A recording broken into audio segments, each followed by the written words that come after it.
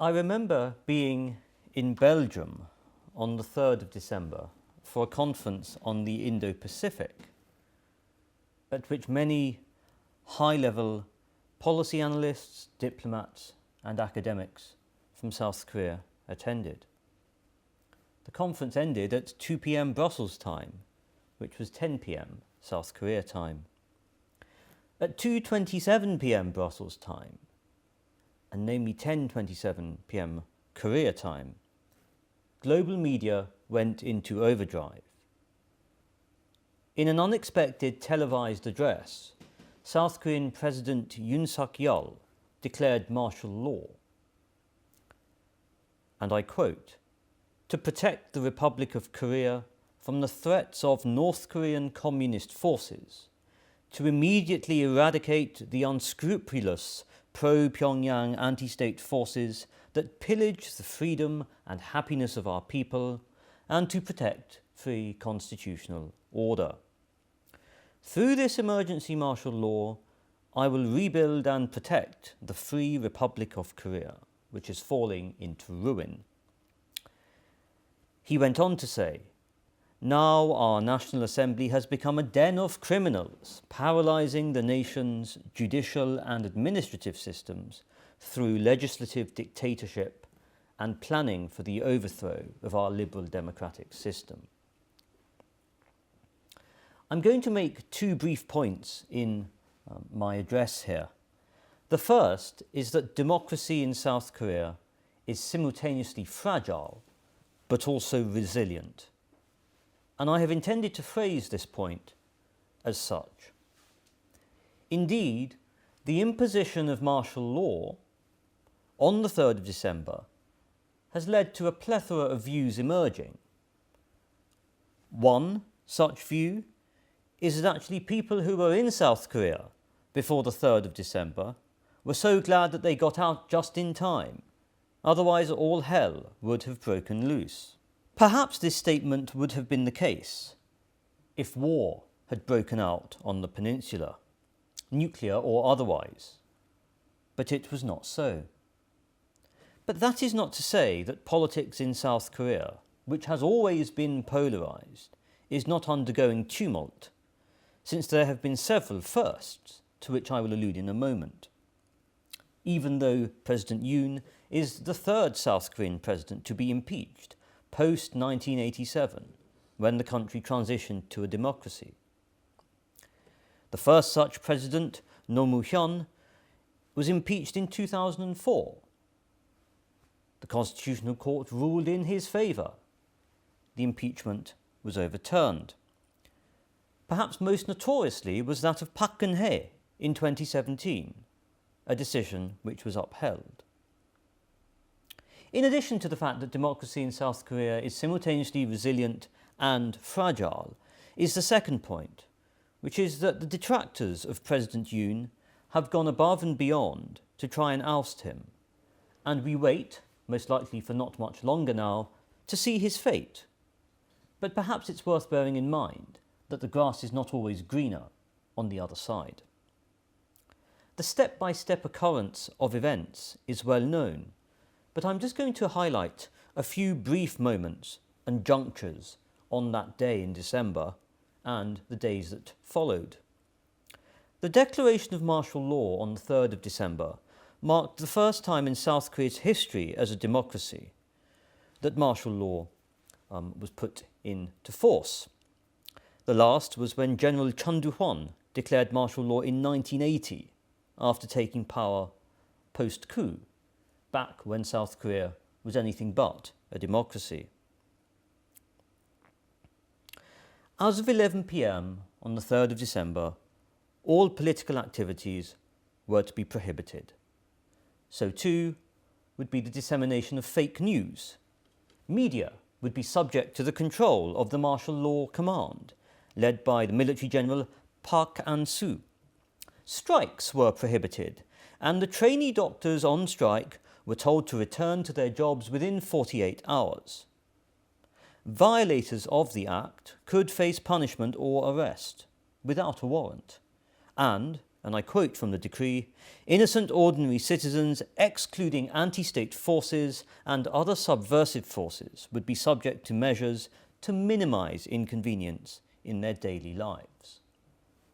President Yoon had been a lame duck president since April of that year, in which his party, the ruling Conservative People Power Party, were drastically quashed in local legislative elections. He had to command a National Assembly overwhelmingly dominated by the left-wing opposition, which holds 170 seats out of a total of 300. The People Power Party only held 108. And the decision to impose martial law caused much surprise, not least amongst existing South Korean politicians within the ruling party. For a start, very few of President Yoon's inner circle had been informed. His defence minister testified in court in late January that in fact it was he who suggested martial law. Yoon's Prime Minister Han Duck-soo, also knew. Martial law would be in effect for around 6 hours after it was imposed. Indeed, on a flight from London to Seoul, this only gets you as far as the Gulf states. The law was rescinded. Due process was followed, according to Article 77 of the South Korean Constitution. Lawmakers of both parties unanimously voted down the decree, and the president backed down. The protests that followed in the subsequent weeks eventually led to President Yoon being impeached on the 14th of December, and 13 days later, another first, the acting president, President Han, being also impeached on the grounds of collusion with respect to the martial law declaration. It was an historic moment, the first time a South Korean acting president had been impeached. And let us be clear here, it is not illegal for the South Korean president to declare martial law. The Constitution says that when it is required to cope with a military necessity or maintain public safety and order by mobilization of the military forces in time of war, armed conflict, or similar national emergency, the President may proclaim martial law. But the reasoning and the timing was unjustified. What is more, the South Koreans did not even tell the US. And of course, this was perhaps exclusively a domestic political issue, one might say. But in my view, it was almost exclusively a domestic political issue. Martial law is a national security matter, and 28,500 US troops remain on the Korean Peninsula. They were not informed. Since the 27th of December, South Korea has been ruled by its finance minister. But that did not end the saga. President Yoon faced 2 charges. The first, which was abuse of power and authority, for which, after 2 attempts, he was impeached.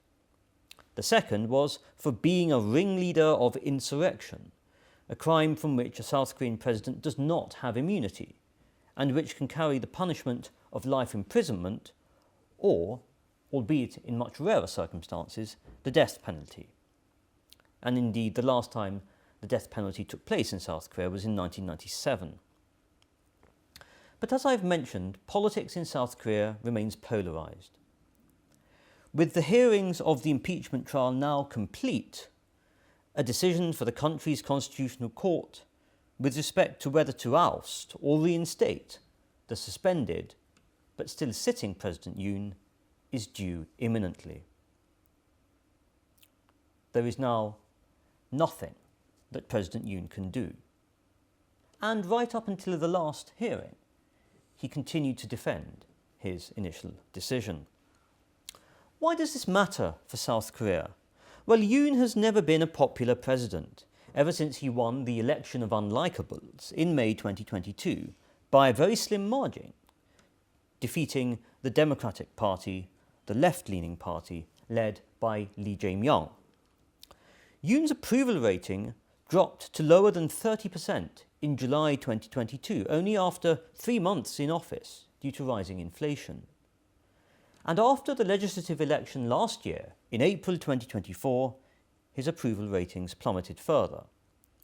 They plunged to a nadir of around 17% in November And at the end of the week, during which martial law was declared, they plummeted actually to what would be a true nadir of 11%.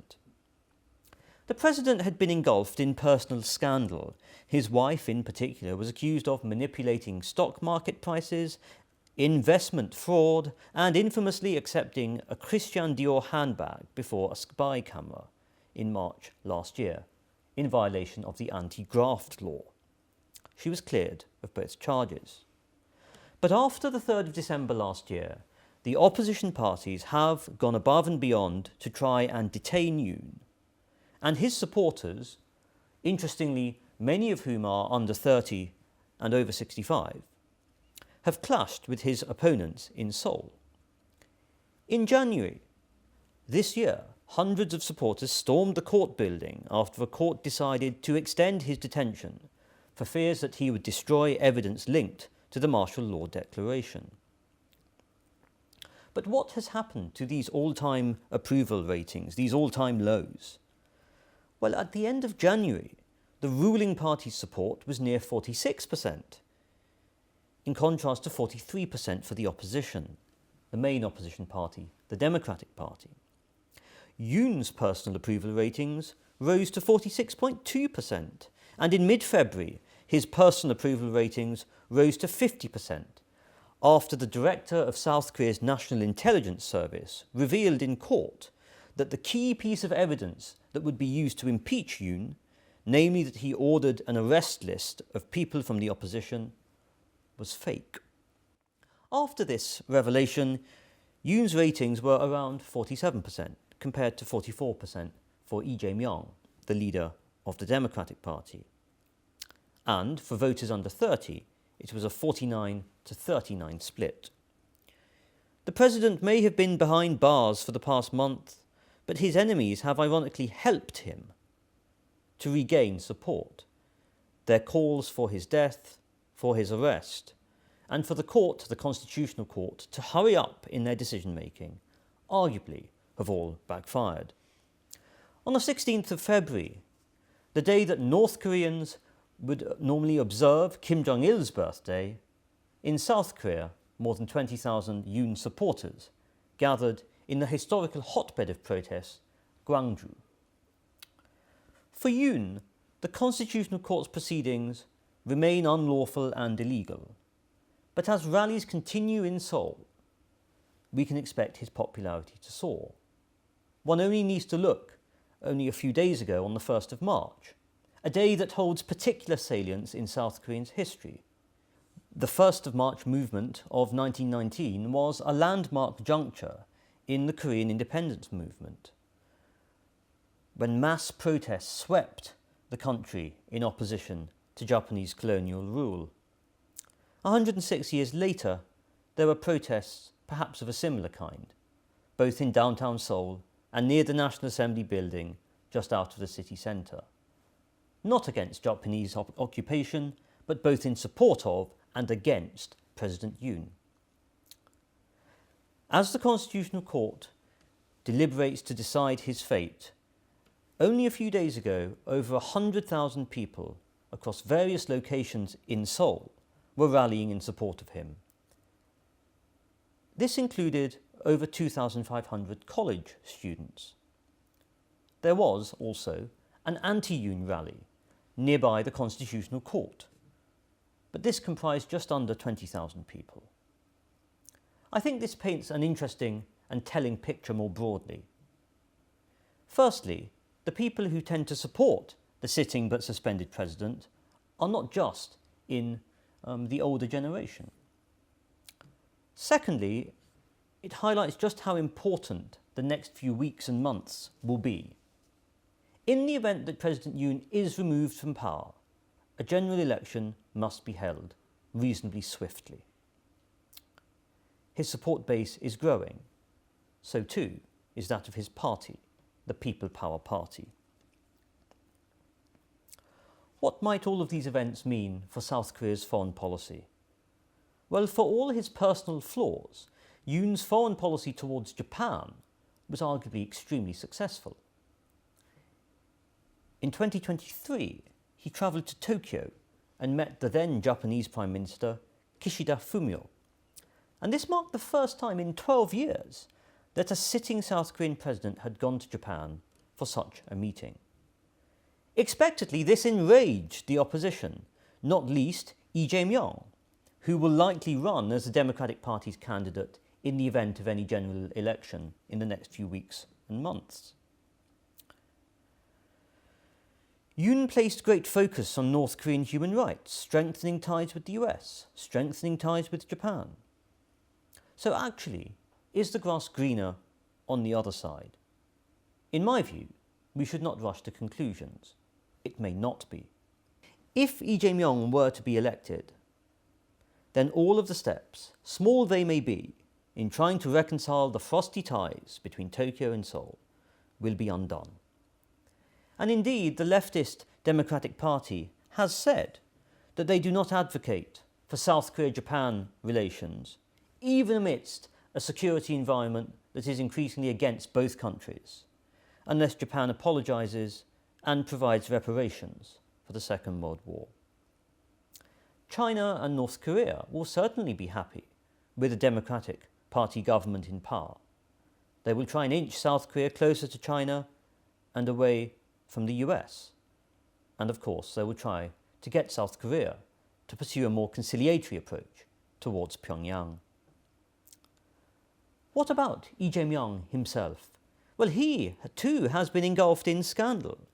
He was convicted of violating election law and sentenced to a suspended prison term for making false statements and denying corruption allegations during his presidential campaign.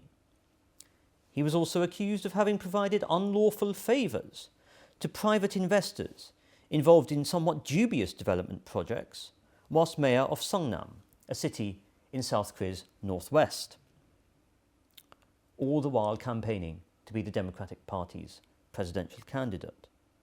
Perhaps most strikingly, in November last year, he was indicted on charges of using more than $70,000 for personal purposes whilst governor of Gyeonggi province, and of conspiring with former government officials and the chairman of an underwear manufacturing firm to send $8 million to North Korea in 2019 and 2020, for which he assured the South Korean government's support for an inter-Korean farm project led by said company.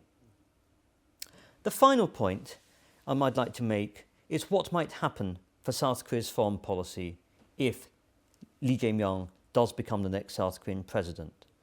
As I have already mentioned, South Korea's ties with Japan will suffer, and Seoul will likely tilt closer to Beijing than Washington. The question of inter-Korean relations will also be raised.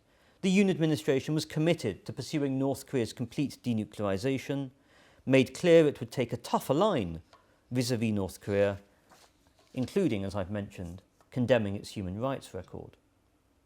Both of these actions were a clear contrast to the policy of Yoon's predecessor, the leftist Moon Jae-in from the Democratic Party, who failed to achieve the transformative inter-Korean rapprochement that he had promised in his pre-election campaign. For now, we must wait and see. But perhaps one message we can take from these events is that we should be careful for what we wish. As I've said, both Kim Jong-un and Xi Jinping will undoubtedly be pleased if Yoon is ousted from power.